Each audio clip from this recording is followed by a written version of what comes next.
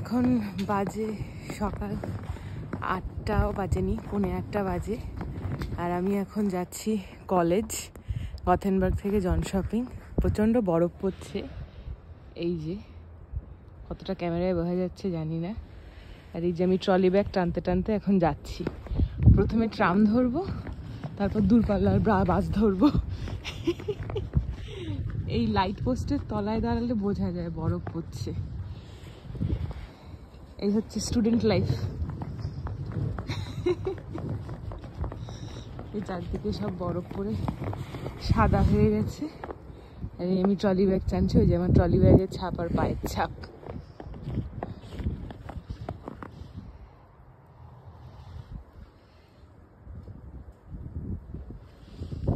এখন বাজে 8:45। এখনো সূর্য ওঠেনি, কারণ সূর্য উঠবে 8:30টার সময়। এই হচ্ছে গথেনবার্গ সেন্ট্রাল স্টেশন।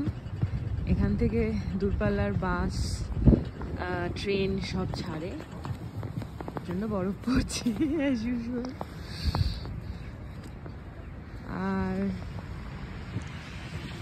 আমি গথেনবার্গে থাকি না, আমি থাকি জনশপিংয়ে।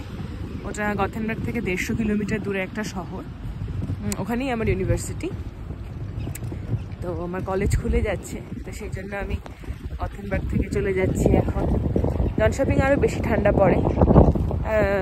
আমি বলতে পারবো না ওটা পাহাড়ের মানে নর্থ সাউথ, এত জিওগ্রাফিক্যালি আমি একটু চ্যালেঞ্জ। যাই হোক, তবে ওখানে আরও বেশি ঠান্ডা পড়ে। ওটা একটু নর্থের দিকে হবে গথেনবার্গের থেকে। আর এটা এমনি লোকাল বাস।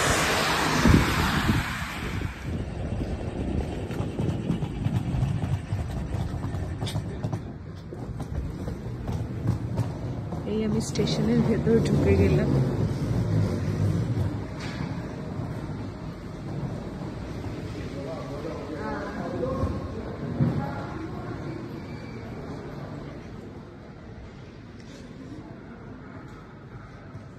ক্রিসমাস ডেকোরেশন এখনো খোলেনি।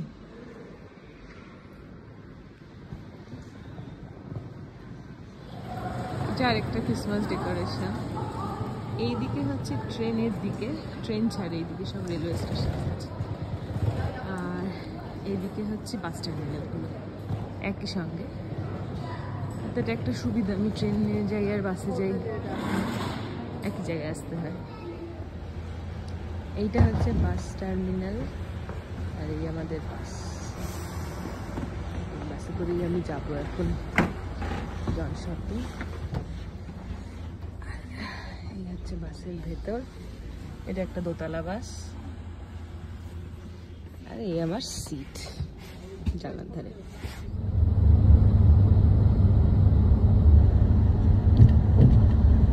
বাস ছেড়ে দিয়েছে, আমি যাচ্ছি। আজকের মতো ভিডিও এইটুকুই, আবার পরে কোনো একদিন ভিডিও বানাবো।